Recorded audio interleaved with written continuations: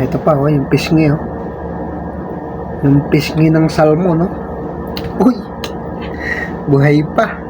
Tumatalon-talon pa.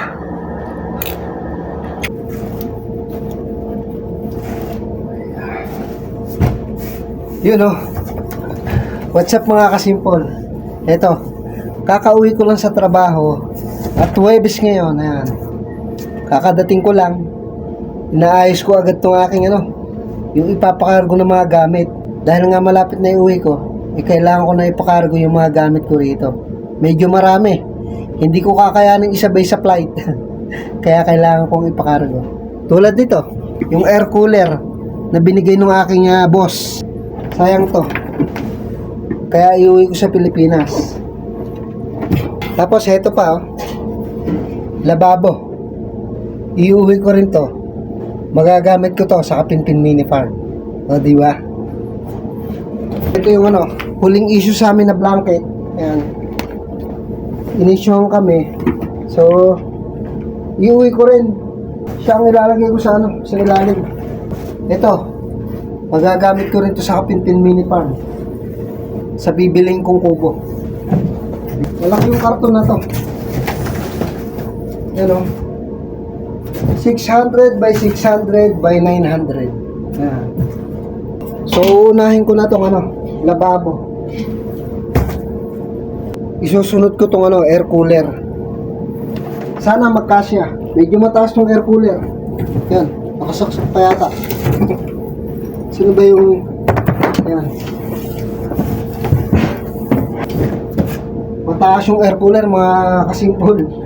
Actually, tinanggal ko na yung gulong eh. Itong air cooler na to, may gulong siya. Yan. Tinanggal ko na kasi nga medyo mataas siya. Mukhang hindi kailangan ng sapin mga kasimpol. Yan. Para magkasya. Sana magkasya. At sayang itong air cooler. Yun. Saktong-sakto mga kasimpol. Saktong-sakto. Ayan, Sarado natin. Yun. Ay, salamat. Saktong-sakto yung air cooler dito sa sa box. Ayan, Ayan, tapos may space pa. Pagkakasyahin ko na lang yung mga importanteng pwedeng dito i-karga. Ayan. Yung pinaka-importante. Ayan, meron pa akong doon may mga gamit pa ako ron na pwedeng iuwi. Yung sa bag na yan. Meron pa akong mga pang-display na pwedeng i-display doon sa Kapinpin Mini Farm sa Kubo. Ayan. Kailangan matapos to para sa Sabado. Pwede ko na siyang ipadala sa Pilipinas. Ayan. Mga kasimpol, may susubukan pa akong isa. Ayan. Uunahin ko to kasi mukhang ang kapal ng ng blanket eh. Pero I think itong lababo at air cooler pwede siya magkapatid.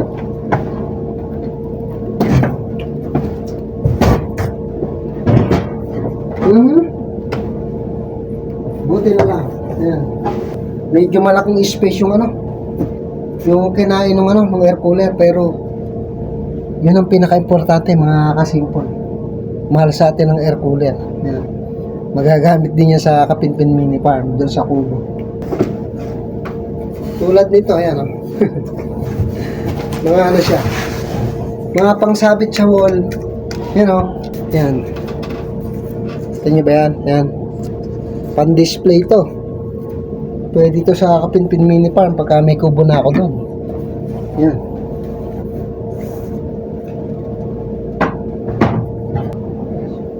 Kung anong magkasya mga kasimpol, kung ano lang magkasya.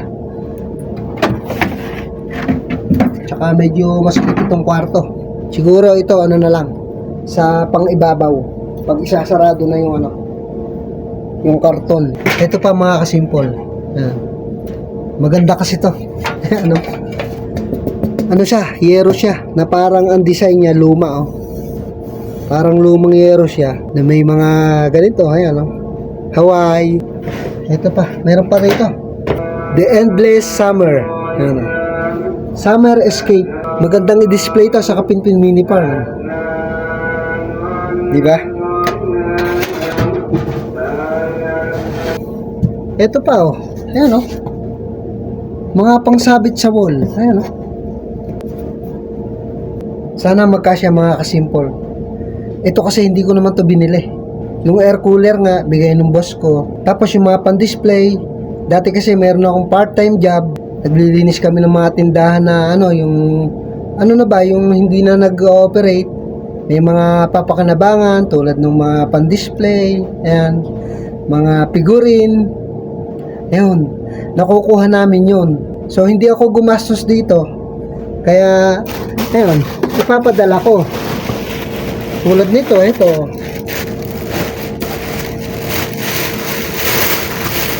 Malaking bowl. Di ba? Oh. Magagamit to sa kapinting mini pan. Lagayan ng mga gulay, di ba? Prutas. Actually, may mga ganito pa, oh. Parang ano ba tawag dito? Placemat. Ayan. Nakuha rin namin to doon sa tindahan naming nilinis. Bago pa, ayan, oh. Ano pala to? Tablecloth. Ayan, oh. Ito yung ba yan? Oh. Hindi pa to nagagamit. Di ba? Magagamit to sa kapintin mini pan. Buti na lang. Ngayon, wala akong kasama rito. Yung mga kasama ko, may mga lakad. Kahit magkalat ako, okay lang. Hindi nakakahiya. Lilinisin ko na lang pagkatapos. Ito, marami pa dito, oh. Nasa ilalim ng aking ano higaan. Ito, pwedeng lagyan ng bulaklak, flower base. Bago to, yan, may presyo pa, oh. 36.8 reals. So, kayo na mag-compute. 1 real is equivalent to 15 pesos. Yan. Yan, oh. Galing to dun sa tindahan ng mga gamit na nilinis namin, no? Ayan, oh. 36.76 reals. Ito, oh. Mga lagayan ng condiments. Ayan, oh. Asin, paminta. Tingnan nyo naman to, oh. Ayan, oh. Ayan, oh. Pwede mo siyang pagtayuan ng kandila. Elepante siya. Pipiliin ko lang yung pwede talagang pakanabangan o tsaka yung magkakasya doon. Ang dami kasi eh. Medyo nalilito na nga ako eh. Mga kasimple. Hiningal ako. Mag-aalas 5 na ng hapon. Ito. Nakakatawa. Grabe. Natapos din. Ito, hindi ko na naipakita yung loob. Medyo mabusisi. Kung ano na lang yung pinaglalagay ko sa loob. Kasi nga, ang importante dito yung ano, yung air cooler. Kasi, yung air cooler pa lang, kung hindi ako nagkakamali, naalala ko yung presyo nito, nasa 500 reals. Actually, ang bumili nito, yung kapitan, si Kapitan Rashid. Dahil nga, bagong renovate yung mga opisina, mainit doon sa 4th floor. Dati kasi, nasa ground floor kami. Tapos lumipat kami ng 4th floor. So, yung mga aircon hindi pa okay. Napakainit pa sa taas. So, yung pinaka big boss namin na Brigadier General, naiinitan siya. So, ang ginawa ni Kapitan Rashid, bumili siya ng air cooler. Ibinigay niya sa big boss. Basta ito, inabot sa kanya ng ano, isang tag-araw. Tapos after nun, ibinigay na sa akin. Kung di ako nagkakamali, yung halaga ng air cooler nasa 500 reals. So yun, doon pa lang sa air cooler, sulit na ibabayad ko rito sa ano na to, sa cargo. Yan. Napagod ako, nagutom ako mga kasimple. Kaya ito, niluto ko yung aking favorite. Mapapalaban sa akin to ngayon. Yan. Talaga namang kagutom ba? Gutom, sadyang gutom ang inabot ko mga kasimple. Yan. Kain tayo mga kasimple, ito. My favorite. None other than sinigang na ulo ng salmon. May iba pa ba? Thank you, Lord. Yan. Sabay hihigop ng mainit na sabaw. Naku, mainit pa. Yan. Ayun. Salamat. Salamat po. Kain tayo mga kasimpol. Grabe. Sulit ang pagod. Pagka ganito naman ang ulam, kahit araw-araw pagod.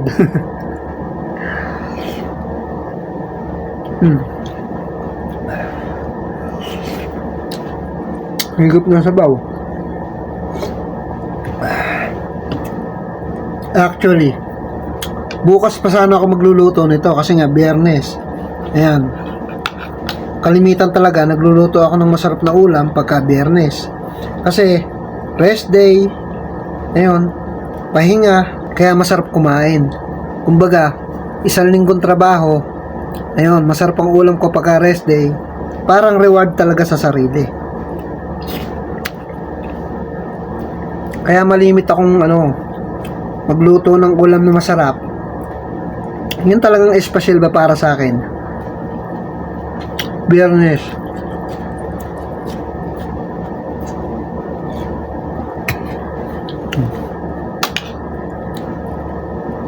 Actually, gusto kong kamayin eh. Kaya lang mainit.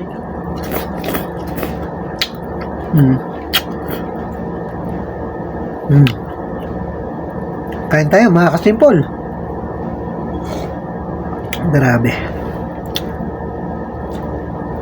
Alam nyo, nung namili ko ng sweldo, talagang bibiling ko ay talapia. Doon ako nakatapat sa talapia. Parang inaakit ako ng ulo ng salmon.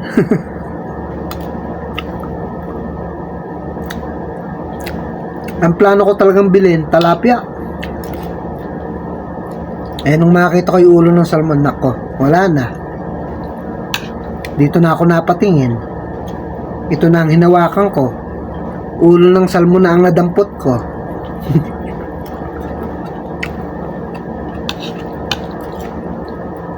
Sa bagay,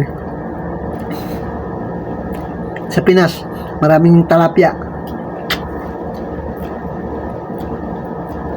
Ayan. Sa Pinas na lang makapagtalapia.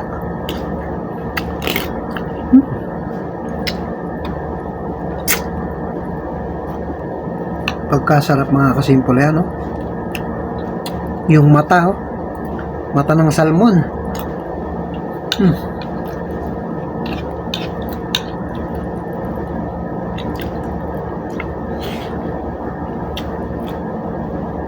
Bali yung binili ko palang ulo ng salmon, mismong ulo lang.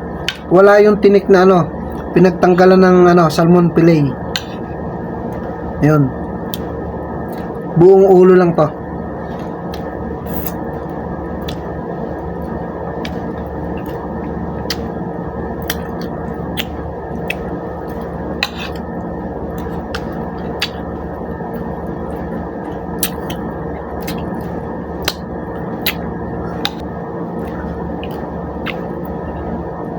Pagkasarap.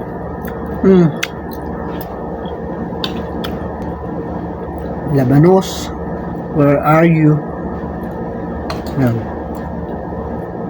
Okra, talong. Naman.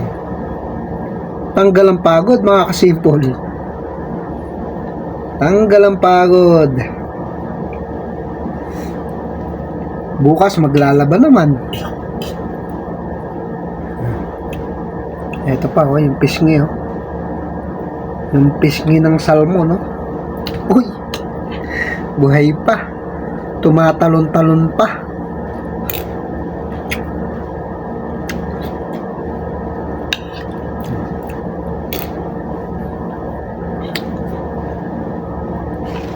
Yung lagayan ko maliit. Kaya kalahati lang ng ulong luto ko.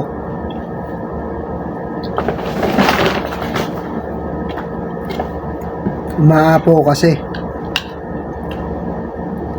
Next time muli. Pero maliit lang yung ulo ng salmon. Wala pang 1 kilo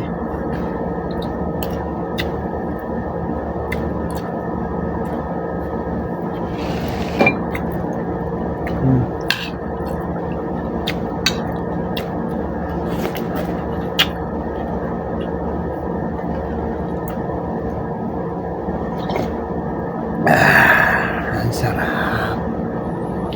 Paano mga kasimpol? Hanggang sa muli. Paalam. Bye-bye.